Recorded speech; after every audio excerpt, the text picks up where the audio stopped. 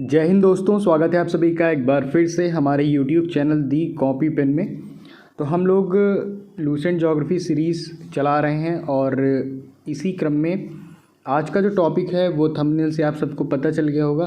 तो आज हम लोग बात करेंगे स्थलमंडल की, लिथोस्फीयर की। ठीक, तो स्थलमंडल के बारे में पहले हम लोग सामान्य जानकारी पढ़ेंगे, उसके बाद फिर स्थल में जो स्थलाकृतियाँ होती हैं और स्थल पे जैसे ज्वालामुखी हो गया और स्थल पे भूकंप आते हैं, ठीक तो इनके बारे में भी हम वीडियो में चर्चा करेंगे। ठीक, लेकिन हम पहले आपको बता दें कि ये जो टॉपिक है स्थलमंडल थोड़ा बड़ा है, इसलिए हम इसको पार्ट वाइज पढ़ेंगे, नहीं काफ़ी लंबा हो जाएगा। ठीक, छोटे छोटे टुकड़ों में पढ़ेंगे तो याद करने में सहूलियत होगी। तो चलिए शुरुआत करते हैं वीडियो की। और अगर आप हमारे चैनल पर नए हैं तो प्लीज़ चैनल को सब्सक्राइब करें, लाइक करें और दोस्तों को भी शेयर करें।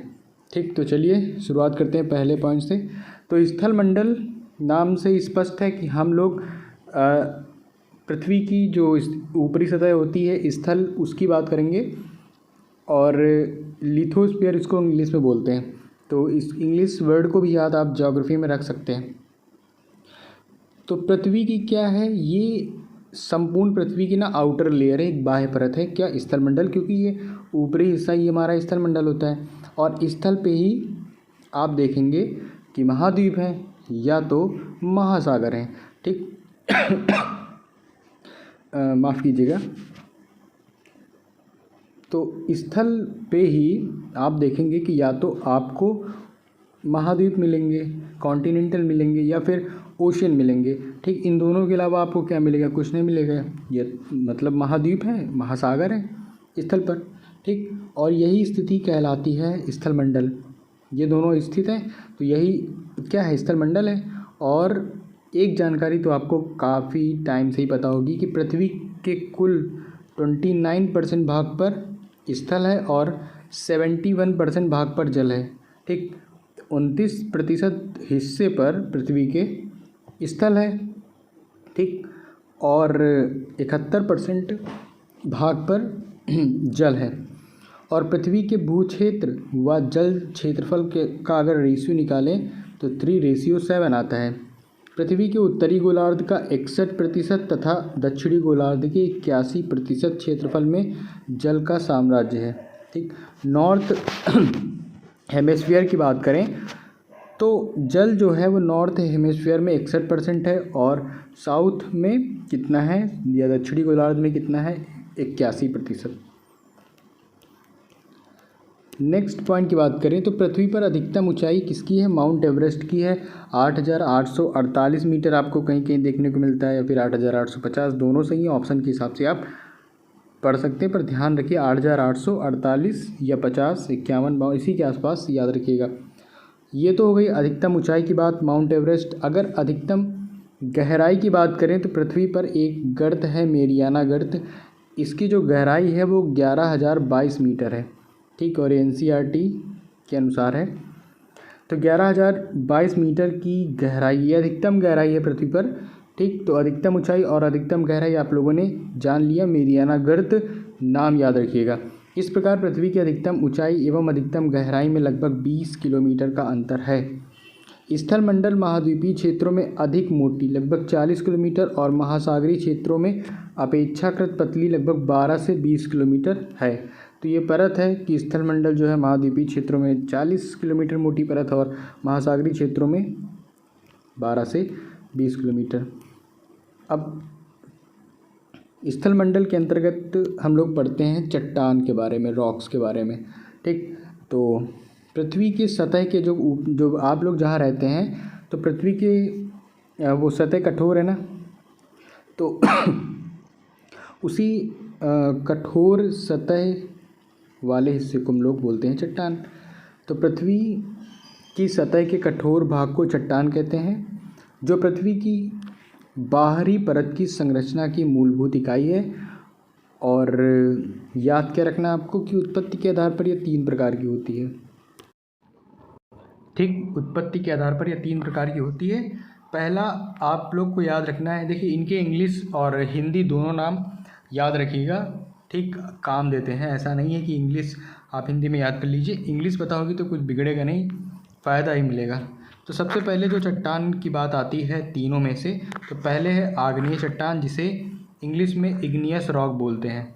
अब ये चट्टान क्या होती है, तो ये जो होती है ये मैग्मा या लावा के जमने से बनती है।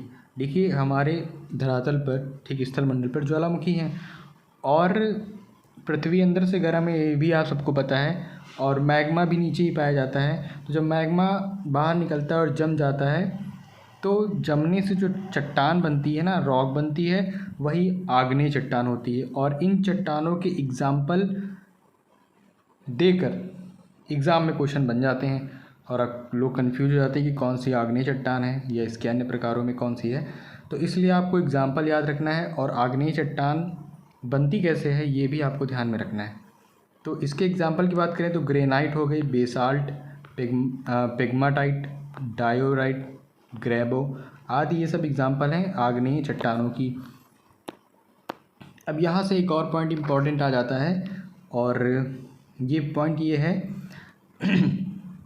देखिए जब ज्वालामुखी का उद्गार होता है और लावा बाहर निकलता है, तो जब गर्म चीज़ होंगी तो गर्म चीज़ में जीवाश्म होने की पॉसिबिलिटीज़ होंगी ही नहीं, है ना, जीवाश्म में होगा ही नहीं। तो इसीलिए आग्नेय चट्टानें जो होती हैं वो जीवाश्म रहित होती हैं और ये क्वेश्चंस एग्ज़ाम में बन सकता है, इसलिए आपको ध्यान में रखना है कि कौन सी चट्टानें जो होती हैं जीवाश्म नहीं पाया जाता, तो वो इग्नियस रॉक होती है, आग्नेय चट्टान होती हैं। तो आग्नेय चट्टान स्थूल परत रहित, इनमें परत भी नहीं होती, ठीक, कठोर संघनन एवं जीवाश्म रहित होती हैं और आर्थिक रूप से बहुत ही संपन्न चट्टान है। इसमें चुंबकीय लोहा क्या पाया जाता है, चुंबकीय लोहा हो गया, निकल हो गया, तांबा हो गया, सीसा, जस्ता, क्रोमाइट, मैग्नीज, सोना तथा प्लैटिनम पाए जाते हैं। तो आर्थिक रूप से तो बहुत ही संपन्न चट्टान है आग्नेय चट्टान, ठीक, ये आपको ध्यान में रखना है। अगले पॉइंट की बात करें तो बेसाल्ट में लोहे की मात्रा सर्वाधिक होती है। बेसाल्ट में क्या होता है, लोहे की मात्रा सबसे ज़्यादा होती है और इस चट्टान से काली मिट्टी का निर्माण होता है। ये पॉइंट इंपॉर्टेंट है ना कि काली मिट्टी का निर्माण कैसे होता है, तो बेसाल्ट में लोहे की मात्रा अधिक होती है और इसी चट्टान से काली मिट्टी का निर्माण होता है। पैग्माटाइट की बात करते हैं तो पैग्माटाइट क्या है, ये इस कोडरमा ना, कोडरमा एक स्थान है झारखंड में पड़ता है, तो वहाँ पर पाए जाने वाला अभ्रक इन्हीं शैलों में मिलता है। तो अभ्रक जो मिलता है कहाँ मिलता है, इन्हीं शैलों में मिलता है, पैग्माटाइट में। इसके बाद आग्नेय चट्टानी पिंड, ठीक, आग्नेय चट्टानी पिंड क्या होते हैं, जो इग्नियस रॉक बॉडीज़ हैं, ये क्या होते हैं, तो ये भी पढ़ लेते हैं। तो मैग्मा जब ठंडा हो जाता है ना, तो ठोस रूप धारण करके विभिन्न प्रकार के आग्नेय चट्टानी पिंड बनाता है। जो मैग्मा निकला, ठंडा हो गया, ठंडा होने के बाद ठोस रूप सॉलिड फॉर्म में आएगा, उसके बाद आग्नेय चट्टानी पिंड बन जाता है और इसका नामकरण इनके आकार, रूप, स्थिति तथा आसपास पाई जाने वाली चट्टानों के आधार पर किया जाता है। अधिकांश चट्टानी पिंड अंतर्वेदी आग्नेय चट्टानों से बनते हैं। तो यहाँ पर ये देखिए, जैसे बैथोलिथ हो गया, स्टॉक हो गया, लैकोलिथ हो गया, तो ये सब क्या है, आग्नेय चट्टानी पिंड के नाम है, इनकी आकार, रूप, स्थिति के आधार पर। अभी उसको हम लोग पढ़ते हैं, पहले यहाँ पर देख लेते हैं कि आग्नेय चट्टान का कायांतरित क्या होता है, रूपांतरण किस में होता है, ठीक। तो आग्नेय चट्टान का रूपांतरण, तो ग्रेनाइट का रूपांतरण हो जाता है नीस में, साइनाइट का साइनाइट नीस में, ग्रेबो का सर्पेंटाइन में, बेसाल्ट का सिस्ट में और बिटुमिनस कोयला का ग्रेफाइट में। तो ग्रेनाइट आप याद कर सकते हैं, बेसाल्ट और बिटुमिनस कोयला याद कर सकते हैं कि इनका रूपांतरण किस में होता है। अब चलिए हम लोग आग्नेय चट्टानी पिंड की बात कर लेते हैं। तो पहले नंबर पे आता है बैथोलिथ, क्या नाम है इसका, बैथोलिथ। यह सबसे बड़ा आग्नेय चट्टानी पिंड है, ठीक। आग्नेय चट्टानी पिंड में ये क्या है, सबसे बड़ा है, जो अंतर्वेदी चट्टानों से बनता है। यह एक पातालीय पिंड है, यह एक बड़े गुंबद के आकार का होता है जिसके किनारे खड़े होते हैं। इसका ऊपरी तल विषम होता है, यह मूलतः ग्रेनाइट से बनता है और संयुक्त राज्य अमेरिका का इदाहो बैथोलिथ 40,000 वर्ग किलोमीटर से भी अधिक विस्तृत है। ठीक, ये आपको, और कनाडा का कोस्ट।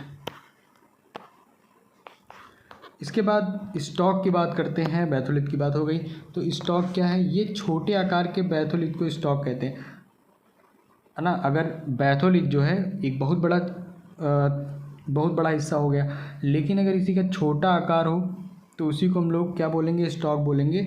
और इसके ऊपर का भाग गोलाकार गुंबदनुमा होता है। और स्टॉक का विस्तार की बात करें तो 100 वर्ग किलोमीटर से क्या होता है? कम होता है। ठीक, अब लैकोलिथ की बात कर लेते हैं। तो जब मैग्मा ऊपर की परत को जोर से ऊपर को उठाता है और गुंबदकार रूप में जम जाता है तो इसे लैकोलिथ कहते हैं। मैग्मा के तेज़ी से ऊपर उठने के कारण यह गुंबदाकार ठोस पिंड छतरी नुमा दिखाई देता है। उत्तरी अमेरिका के पश्चिमी भाग में लैकोलिथ के कई उदाहरण मिलते हैं। तो पिंडों के बारे में आप लोगों ने जान लिया है ना। अब कुछ और हैं, वो भी देखते हैं। लैकोलिथ बहिर्वेदी ज्वालामुखी पर्वत का ही एक अंतर्वेदी प्रतिरूप है। इसके बाद लैपोलिथ आता है। ये क्या है भाई? तो जब मैग्मा जमकर तस्तरी नुमा आकार ग्रहण कर लेता है। आपको आकार याद करना है। मान लीजिए एग्जाम में दे दिया कि तस्तरी नुमा आकार किसका होता है, तो लैपोलिथ का होता है ना। ये आप इन चीज़ों को आप ध्यान में रख सकते हैं। तो लैपोलिथ जब मैग्मा जमकर तस्तरी नुमा आकार ग्रहण कर लेता है तो उसे लैपोलिथ कहते हैं। और लैपोलिथ दक्षिण अमेरिका में मिलते हैं। स्थान भी आपको पता होना चाहिए। इसके बाद लैपोलिथ, फैकोलिथ, थोड़े फनी नाम है, उनके जरिए भी आप इनको याद कर सकते हैं। ठीक, लैपो, फैको। तो अब बात करते हैं फैकोलिथ की। तो फैकोलिथ क्या होता है? जब मैग्मा लहरदार आकृति में जमता है तो उसे फैकोलिथ कहते हैं। बस सिंपल सी डेफिनेशन है इसकी। इसके बाद सिल की बात करते हैं। तो जब मैग्मा भूपृष्ठ के समानांतर परतों में फैल कर जमता है तो उसे सिल कहते हैं। इसकी मोटाई 1 मीटर से लेकर सैकड़ों मीटर तक होती है। और छत्तीसगढ़ तथा झारखंड में सिल पाए जाते हैं। 1 मीटर से कम मोटाई वाले सिल को सीट कहते हैं। डाइक आप याद कर सकते हैं। डाइक क्या है? जब मैग्मा किसी लंबवत दरार में जमता है तो डाइक कहलाता है। कोई दरार है, मैग्मा वहाँ चला गया, जम गया, तो इसे ही क्या बोलते हैं? डाइक बोलते हैं। और झारखंड के सिंहभूम जिले में अनेक डाइक दिखाई देते हैं। तो इस प्रकार आप लोगों ने लगभग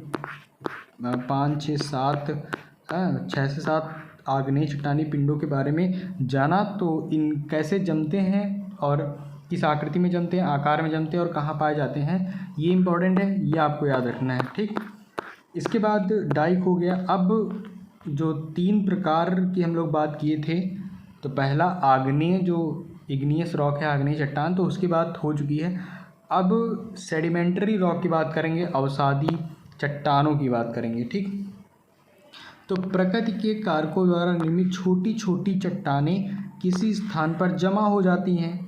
ठीक, और बाद के काल में दबाव या रासायनिक प्रतिक्रिया, ठीक, या अन्य कारण के द्वारा परत जैसी ठोस रूप में निर्मित हो जाती हैं। तो इसे ही अवसादी चट्टान कहते हैं।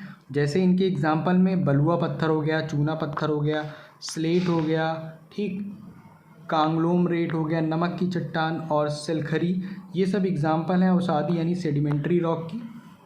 इसमें भी रूपांतरण होता है, जैसे सपिंड का सपिंड सिस्ट में, बलुआ पत्थर का क्वार्टजाइट में इम्पॉर्टेंट है, सैल का स्लेट में इम्पॉर्टेंट है, चूना पत्थर का रूपांतरण संगमरमर में होता है, इम्पॉर्टेंट है, लिग्नाइट कोयला का एंथ्रोसाइट कोयला में होता है। तो ये आप जैसे आग्नेय चट्टानों में था तो अवसादी चट्टानों में भी है, तो ये आपको ध्यान में रखना है।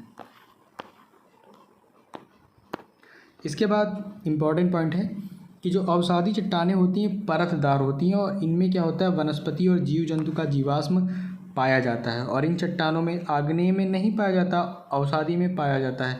इन चट्टानों में लौह अयस्क, फास्फेट, कोयला और सीमेंट बनाने की चट्टानें पाई जाती हैं। खनिज तेल अवसादी चट्टानों में पाया जाता है। अप्रवेश चट्टानों की 2 परतों के बीच यदि प्रवेश सेल की परत आ जाए तो खनिज तेल के लिए अनुकूल स्थिति पैदा हो जाती है। नेक्स्ट पॉइंट की बात करें तो दामोदर, महानदी, गोदावरी नदी बेसिनों की अवसादी चट्टानों में क्या पाया जाता है? कोयला पाया जाता है।